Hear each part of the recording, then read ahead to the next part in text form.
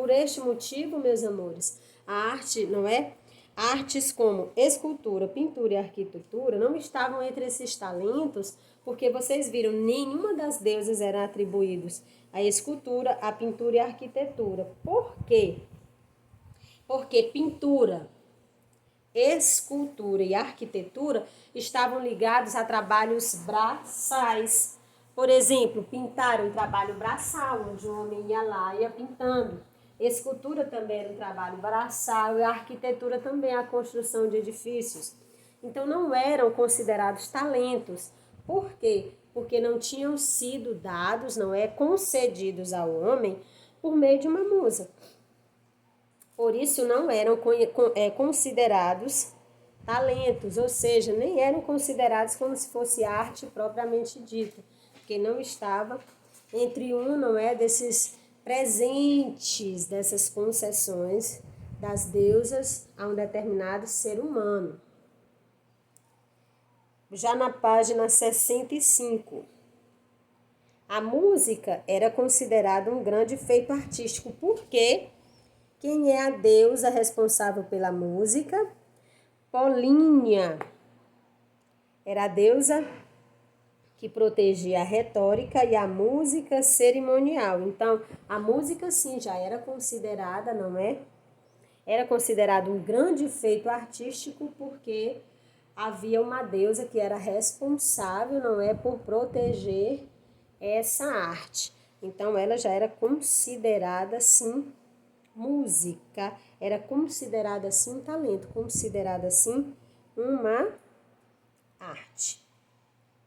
Se vocês observarem, não é, aqui, voltando na página 64, a imagem que tem, não é, de Claude Mitchell, que é, não é, as poetisas aqui entre a música, poesia e música, vocês vão ver aqui, que aqui ele trata, essa escultura, ele trata exatamente dessa poetisa que era responsável, essas poetisas que eram responsáveis pela poesia e pela música.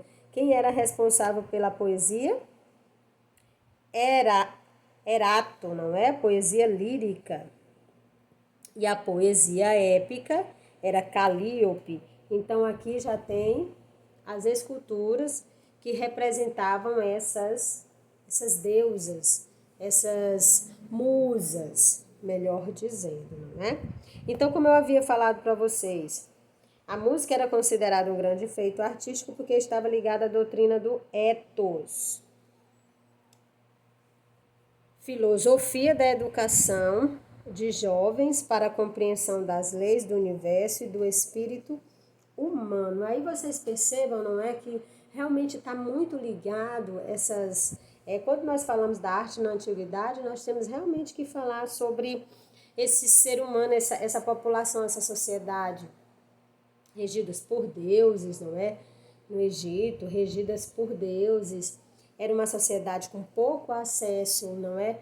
Onde a maioria da população, embora a escrita já tenha surgido, mas era uma população que não tinha um acesso total e completo e restrito às leituras. Então, era um povo que não dominava a leitura e que recebia essas informações e tinha essas informações como verdades assim absolutas. Então, eles não precisavam nem pensar nem questionar sobre isso.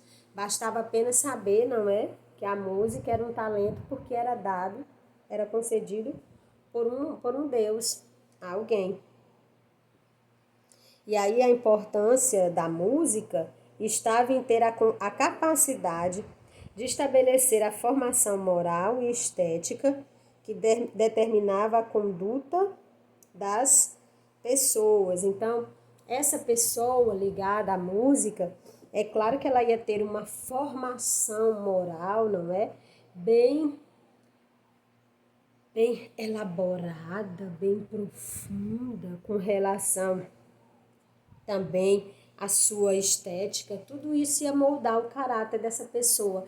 E uma vez, por exemplo, um Deus que concedia, não é, uma dádiva dessa a uma pessoa, é claro que essa pessoa, se ela recebeu esse presente, essa dádiva dos deuses, ela por si só ela já se destacava das demais.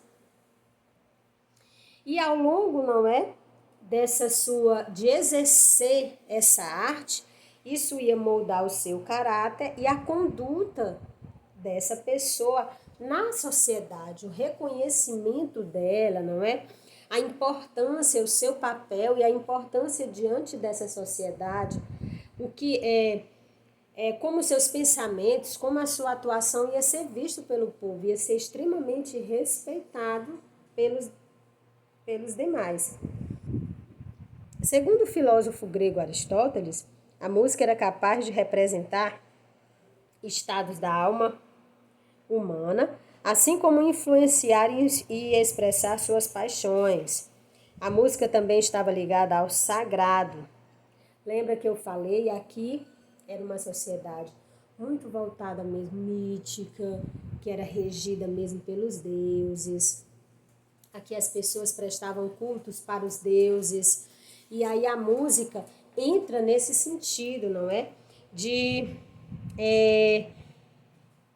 engrandecer, enaltecer esses deuses. Vamos agora para o último parágrafo da página 65, que ele vai falar aqui, não é? O termo musa deu origem à palavra museu e música. Daí para vocês verem, não é? A ligação, e aqui também comprova algo que é extremamente importante para nós hoje na contemporaneidade.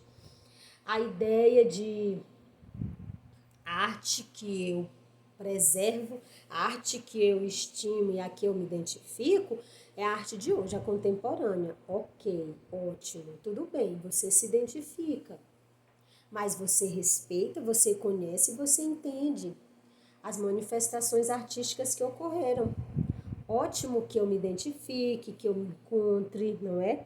Com a arte que é produzida hoje, mas eu não deixo de me encantar, não é? Com essa imagem aqui dessa escultura, dessa pintura aqui, desse trabalho feito. É a cena do banquete, homem reclinado em um banco e um jovem tocando, não é? O aulo a essa escultura da estátua do deus grego Apolo, que eu não me encante com essa pintura de Elizabeth Bunsen. Então, nada me impede que eu tenha contato com essas outras manifestações artísticas e que eu tente interpretá-las, entendê-las. Mesmo eu sendo uma pessoa contemporânea que me identifico 100% com a arte que é produzida hoje.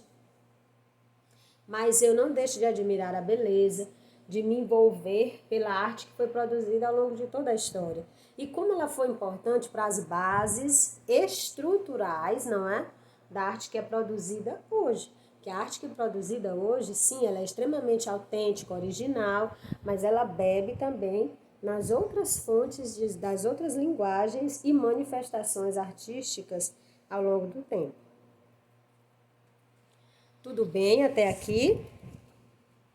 Pois bem, aqui nós já entendemos, não é? Olha, passamos pela antiguidade e aí nós já contextualizamos essa civilização, essa sociedade na antiguidade, não foi isso?